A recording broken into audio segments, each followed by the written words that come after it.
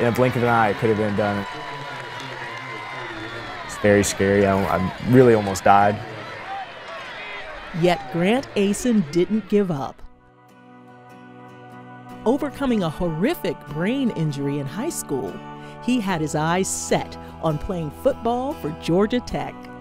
You see this, the glory of college football, but the amount of work that goes into it, the sacrifices everybody has to make, and the early morning hours, it takes a lot of work. There's so much preparation to get to the Saturdays, which are so worth it though. Asen had a long road to get to those fall Saturdays on the flats at Tech. Overcoming tremendous odds to recover from his injury, changing positions to punter, and trying out 3 times, his dream finally becoming a reality. That was a really surreal moment for me because of just the time and dedication I had put into it, and the hours of work. It was just it hit me that it paid off. 3 and out, and off the foot of the Jackets' new punter, Grant Asen. Playing in 1 game in the fall of 2016, Asen entered spring practice in 2017 as the projected starter with a degree in hand and with 1 year left in eligibility. But even after all of the hours and hard work to finally get on the field, Great punt by Asen. He decided to give it up for a call to the priesthood. Looking back, I knew for about 6 months that this was it for me.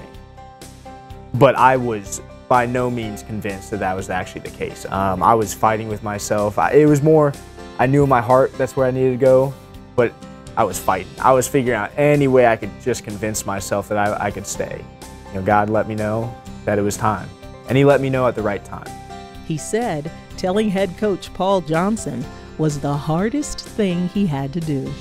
I actually went into adoration for about 20 minutes, just because there was part of me thinking, oh, maybe what if I just said, give me a little more time to think about it. He told me, he said, Coach, I've been thinking about it a lot and praying about it, and I think that I'm supposed to go now.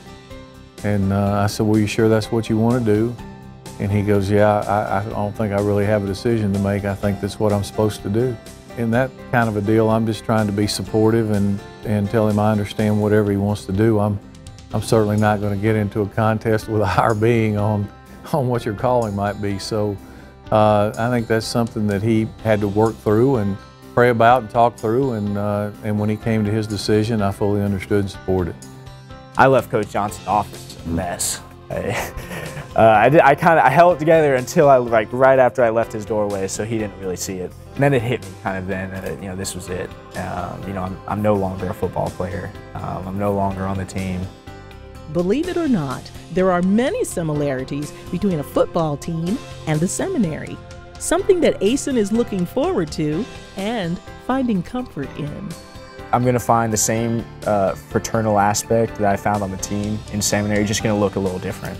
From an amazing feeling wearing the old gold on Saturdays to amazing work, potentially in a white collar as a priest, Asen is ready for whatever is God's call.